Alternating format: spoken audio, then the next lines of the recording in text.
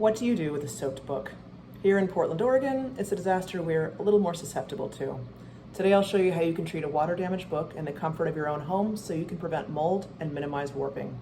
I'm Laura Froelke, certified archivist and owner of Key Archives. I help organizations and individuals protect the stories and information they rely on, including rescuing water-damaged items like this one. Sad. In this video, I'll walk you through what counts as a wet book, when not to attempt home treatment, how to rinse a dirty book safely, not that kind of dirty book, possibly that kind of dirty book, not my business, and how to freeze it properly. Two things to note: what constitutes a wet book? According to the NEDCC, when the water has bled more than ½ inch into the page, you have what is considered a wet book. And secondly, I want to note that the paper matters, the material matters. If your book has coated paper, the pages, making it glossy like a calendar or a coffee table book, nothing I'm showing you is relevant. Those materials need professional help, and so you should take them to a professional that could vacuum freeze dry them.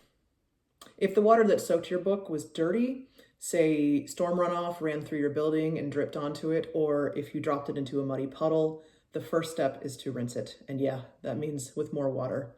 If the water was clean, you can skip this step.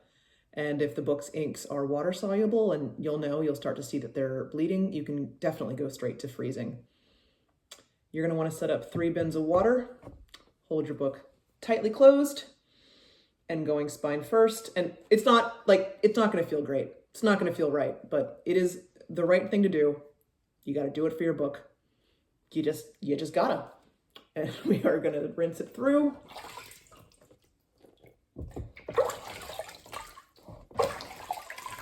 Whew. Okay. If you are recovering several books, eventually this bin 1 is gonna get dirty. So you will take it out, rinse that water out, fill it with clean water, and put it to the end and make it your new bin 3. So now our book is clean, but still soaked, and the next step is to freeze it.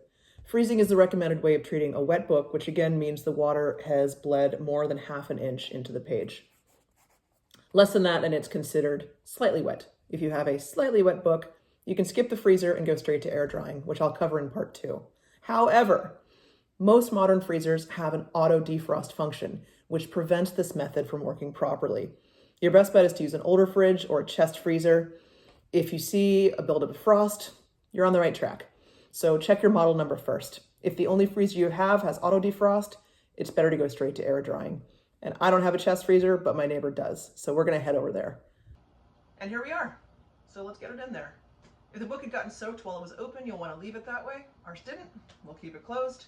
But we are gonna wrap it in wax or freezer paper with the shiny side in to keep the inks from offsetting to other items. We'll place it in flat or spine down. If you have a bunch of books you're treating and freezing, you can put them in a box and you'll just want to stack them, again, flat or spine down. And that's really it. You want to keep this closed as much as possible, and the temperature should be already set right where we want it, between -10 and 0 degrees Fahrenheit. And the book will dry while it's in there.